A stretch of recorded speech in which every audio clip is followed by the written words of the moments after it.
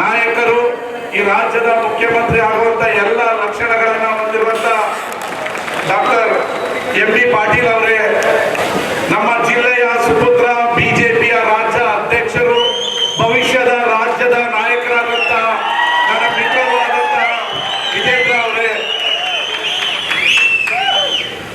ಮಾಜಿ ಪೊಲೀಸ್ ಅಧಿಕಾರಿಯಾದಂತ ಹಾಗೂ ಹಿರಿಯರು ಆದಂತ ಶಂಕರ್ ಬಿದ್ರಿ ಅವರೇ, ನನ್ನ ಸ್ನೇಹಿತರಾದಂತ ಪುಟ್ಟರಾಜು ಅವರೇ, ಹಾಗೂ ಈ ಜಿಲ್ಲೆಯ ಮಾಜಿ ಸಚಿವರು, ನಮ್ಮ ನಾಯಕರು, ಮೇಲ್ಕೋಟೆ ವಿಧಾನಸಭಾ ಕ್ಷೇತ್ರದ ಮಾಜಿ ಶಾಸಕರಾದ ಪುಟ್ಟರಾಜು ಅವರೇ, ಶ್ರೀರಂಗಪಟ್ಟಣದ ಬಿಜೆಪಿಯ ನಾಯಕರು, ಮಿತ್ರರು ಆದಂತ ಸಚ್ಚಿದಾನಂದ ಅವರೇ, ಹಾಗೂ ವೇದಿಕೆ ಮೇಲಿರುವಂತ ಎಲ್ಲ ಗೌರವಾನ್ವಿತ ಗಣ್ಯರೇ, ಇವತ್ತು ಅಣ್ಣ ಬಸವಣ್ಣನವರ 8ನೇ ಜಯಂತ್ಯೋತ್ಸವನ ಮಂಡ್ಯದಲ್ಲಿ ಆಚರಣೆ ಮಾಡ್ತಿದ್ರ. ಬಸವಣ್ಣನವರ ಹಾದಿಯಲ್ಲಿ ಅವರು ಸರ್ವ ಧರ್ಮ ಬಡವರ ಎಲ್ಲ ಧರ್ಮವನ್ನ ಏಕತೆಯನ್ನ ಕಾಪಾಡಿದಂತ ಬಸವಣ್ಣನವರ ಜಯಂತಿಯನ್ನ ಆಚರಣೆ ಮಾಡ್ತಿರೋದು ಬಹಳ ಸಂತೋಷ.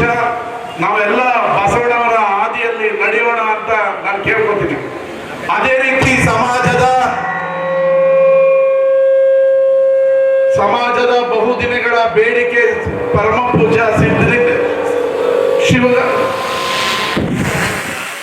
ಪೂಜ್ಯ ಶಿವಕುಮಾರ ಮಹಾಸ್ವಾಮಿಗಳ ಹೆಸರನ್ನ ಮಂಡ್ಯ ನಗರದ ಒಂದು ರಸ್ತೆಗೆ ಇಡಬೇಕು ಅಥವಾ ಸರ್ಕಲ್ಗೆ ಇಡಬೇಕು ಅಂತ ಸಮಾಜದ ಬಹುದಿನಗಳ ಬೇಡಿಕೆ.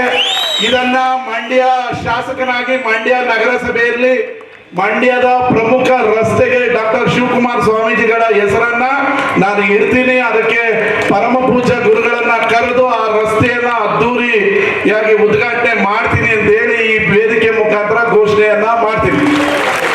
ಅದೇ ರೀತಿ ವೀರಶೈವ ಸಮಾಜದವರಿಗೆ ನಾನು ಹೇಳಿದೆ, ನಿಮ್ಮ ಸಮಾಜದಲ್ಲಿ ಬಡವರಿದ್ದಾರೆ, ಅವರ ಕಲ್ಯಾಣ ಮಂಟಪವನ್ನ ನೀವು ಇಲ್ಲಿ ಮಂಡ್ಯದಲ್ಲಿ ಒಂದು ಕಟ್ಟಬೇಕು, ಅದಕ್ಕೆ ಹಣವನ್ನ ನಾನು ಒದಗಿಸ್ಕೊಡ್ತೀನಿ ಅಂತ ಹೇಳಿದೆ. ಅದಕ್ಕೆ ಸಮಾಜದವರು ಕೂಡ ಎದುರುಗಡೆ ಇರುವಂತ ಹಾಸ್ಟೆಲ್ ನಲ್ಲಿ 1 ಎಕರೆ ಜಾಗ ಇದೆ, ಅಲ್ಲಿ ಕಟ್ತೀವಿ ಅಂತ ಹೇಳಿದ್ರೆ ಇದಕ್ಕೆ 1 ಕೋಟಿ ರೂಪಾಯಿಯನ್ನ ನಮ್ಮ ಸರ್ಕಾರದಿಂದ ಬಿಡುಗಡೆಯನ್ನ ಮಾಡ್ತೀನಿ. ಮುಂದಿನ ದಿನಗಳಲ್ಲಿ ಗುರುಗಳನ್ನ ಕರೆದು ಅದಕ್ಕೆ ಭೂಮಿ ಪೂಜೆ ಮಾಡಿ ಸಮಾಜದ ಮಕ್ಕಳ ಭವಿಷ್ಯದ ಕಲ್ಯಾಣ ಮಂಟಪವನ್ನ, ಬಡವರಿಗೆ ಅನುಕೂಲ ಆಗೋದಕ್ಕೆ ವೀರಶೈವ ಕಲ್ಯಾಣ ಮಂಟಪವನ್ನ ಕಟ್ಟಿ ಅದಕ್ಕೆ ಅಣ್ಣ ಬಸವಣ್ಣನವರ ಹೆಸರನ್ನ ಇಡಿ ಅಂತ ನಿಮ್ಮಲ್ಲಿ ಕೇಳ್ಕೊಂಡು, ಈ ವೇದಿಕೆ ಮೇಲೆ ಹಲವಾರು ಜನ ಇದ್ದಾರೆ, ಎಲ್ಲರೂ ಮಾತಾಡಬೇಕಾಗಿದೆ. ನನ್ನ ಎಲ್ಲರಿಗೂ ನಮಸ್ಕರಿಸ್ತದ. ಬಸವಣ್ಣವರ ಹಾದಿಯಲ್ಲಿ ಎಲ್ಲ ಇಡೀ ಮಂಡ್ಯ ವಿಧಾನಸಭಾ ಕ್ಷೇತ್ರದಲ್ಲಿ ವೀರಶೈವ ಸಮಾಜ ಎಲ್ಲಿದೆ ಆ ಹಳ್ಳಿಗಳಲ್ಲಿ ಹಲವಾರು ಅಭಿವೃದ್ಧಿ ಕಾರ್ಯಗಳನ್ನ ಮಾಡ್ತಾ ಇದೀವಿ.